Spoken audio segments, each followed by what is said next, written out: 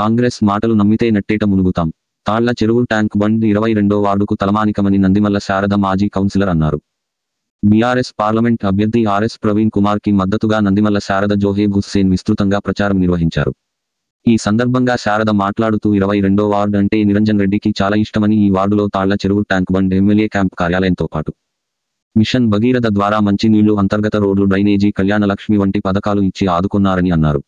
అందుకే నిరంజన్ రెడ్డి బలపరిచిన RS Praveen Kumar car గుర్తుకు ఓటు వేయాలని అభ్యర్థించారు.